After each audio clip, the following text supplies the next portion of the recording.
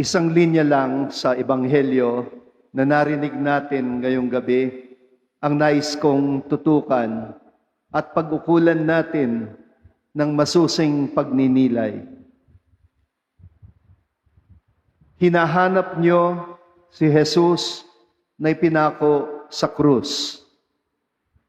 Wala na siya rito. Siya ay muling nabuhay.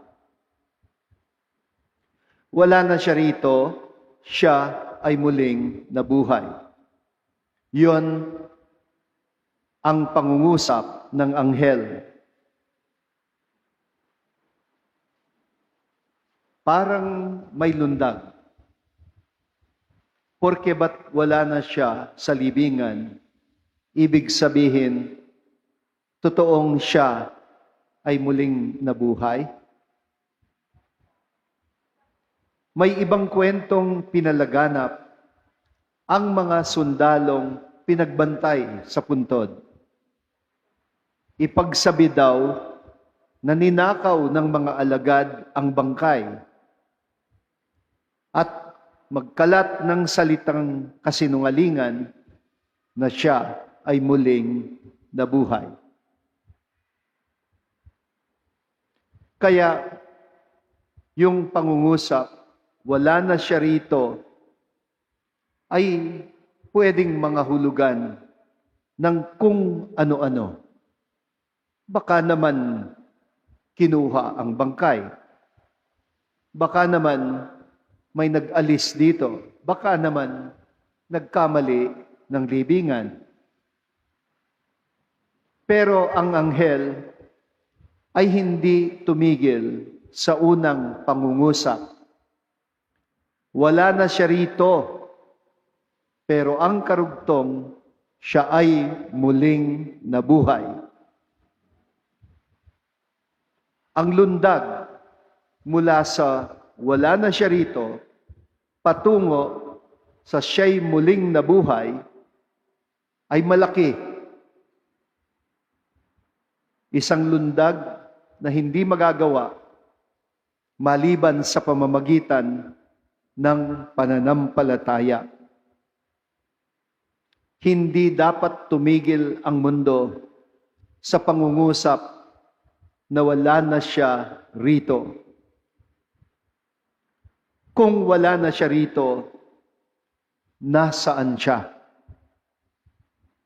Ang sagot ng anghel, siya ay muling nabuhay. Natural ang magiging kasunod na tanong ng mga hindi nakasaksi sa pagkabuhay ay nasaan siya? Kaya nga, pinauso kapag Pasko ng pagkabuhay ang paghahanap, the Easter hunt. Hinahanap ang Panginoong muling nabuhay. Kaya napakaganda ng reaksyon ng mga babae matapos na sila'y sabihan ng anghel. Umalis daw sila na may magkahalong takot at galak. Magkahalong takot at galak. Nagagalak pero natatakot pa rin. May takot. Dahil hindi pa nila lubos na nauunawaan ang mga nangyari. Normal yon sa tao. Kapag may nangyayaring hindi mo lubos maintindihan, para bang may pangamba sa puso. Natatakot, pero nagagalak. Hindi nila maintindihan. Nagagalak dahil may kutob sila na may bagong nagsisimula. Ang ganda ng timing. Nagtungo sila ng madaling araw, nang magbubukang liwayway na. Nagsisimula ng talunin ng liwanag ang dilim. Mga kapatid, ang muling pagkabuhay ay hindi parang magic na bigla na lang pumapawi sa mga pangamba at takot ng tao. Pero binabago nito ang takot. Unti-unti pinapawi ang pangamba. Ginagawa itong bukas sa galak. Kaya hindi sila nanatili doon sa libingan. Dahil sa pahayag ng anghel, mauuna siya sa inyo sa Galilea. Doon niyo siya makikita. Pero bago pa sila nagtungo ng Galilea, nasalubong na siya habang daan. Napakahalaga ng salubong, ng engkwentro. Ang personal na engkwentro. Dahil bukod tanging ang nakasalubong ang maaaring magbigay patotoo. Kung hinahanap si Kristo, hindi siya matatagpuan sa mga lugar ng kamatayan. Matatagpuan lang siya sa piling ng mga buhay na unang nakarinig sa kanyang patotoo. Bakit sila pinababalik sa Galilea? Dahil doon nagsimula ang kwento. Doon sila unang tinawag ng Panginoon. At doon din sila unang tumugon sa tawag ng Panginoon. Para bang sinasabi ng anghel, bumalik kayo sa inyong pinagmulan. Balik tanawin ninyo ang inyong unang bukasyon. Ang unang sandali na inyo siyang nakatagpo dahil doon nyo siya makikita. Mga kapatid, sa ating panahon ngayon, maraming dahilan para sagilahan tayo ng takot at pangamba. Alam natin ang mga pinagdadaanan ng mundo sa kasalukuyang panahon. Isang malagim na digmaan na hindi matapos-tapos. Walang hintong gantihan, palitan ng mga bomba na kapag dumapo ang dulot ay pagkawasak ng mga tahanan at pagkamatay ng maraming mga tao. Kaguluhan kung saan-saan na nagiging dahilan ng pagtaas ng presyo ng langis, nagiging dahilan ng krisis pang-ekonomiya, na nagiging dahilan kung bakit bigla na lang hindi kumakasya ang kinikita ng tao. Bigla na lang parang kahit pagkain, wala ka ng pambili. Sa mga sandaling ito, hindi mo mapigilang mangamba at matakot. At minsan parang natutokso ng mawalan ng pag-asa, masiraan ng loob, at masiraan din ng tiwala sa tao. Siguro yun ang ibig sabihin ng wala na siya rito. Totoo, kapag ramdam nating wala ang Panginoon sa piling natin, dumidilim ang mga buhay natin. Natutokso tayong maghinagpis. Kapag nawala na ang pagkalinga ng tao sa isa't isa, kapag nawala na ang kababaang loob na umako ng mga pagkakamali, kapag wala nang makapagpuno ng pagkukulang ng isa't isa, kapag wala na tayong pakundangan sa katotohanan, kapag nasanay na tayo sa kasinungalingan, kapag parang wala nang hinaharap, at kapag nawala na ang ating pagdamay at pagmamalasakit sa isa't isa,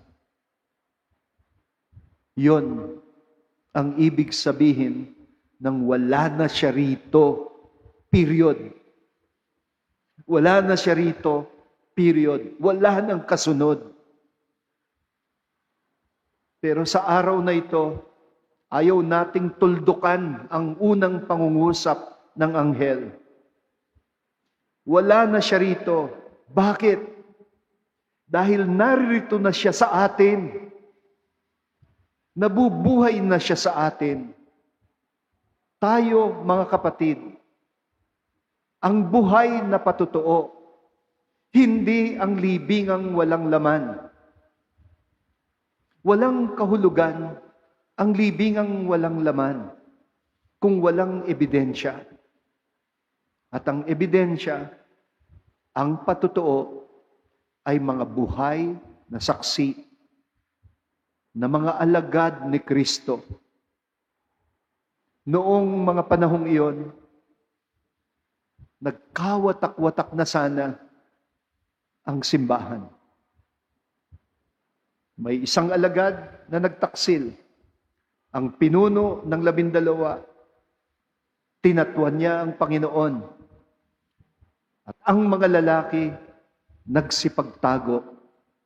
May 2 na alagad, tumakas na sila. Tumiwalag na sila. Nag-iba na ng landas patungong Emmaus.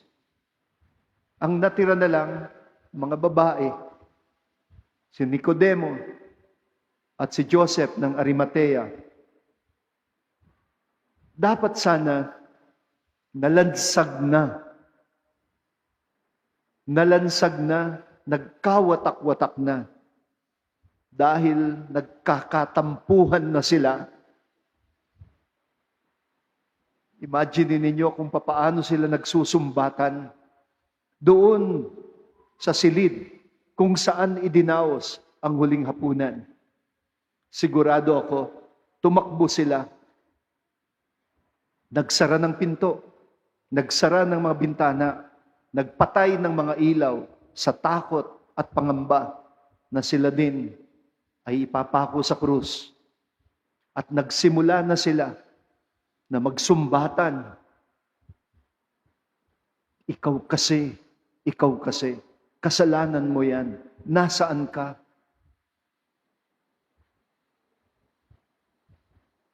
Pero may kasama sila sa silid na yon na hindi sumama doon sa libingan. Ang ating mahal na ina. Nandoon siya. Naroroon siya sa paanan ng krus. Hindi nga ba, binilinan pa siya. Nariyan ang iyong anak. At sinabi sa alagad, alagaan mo. Ikaw nang bahala sa nanay ko.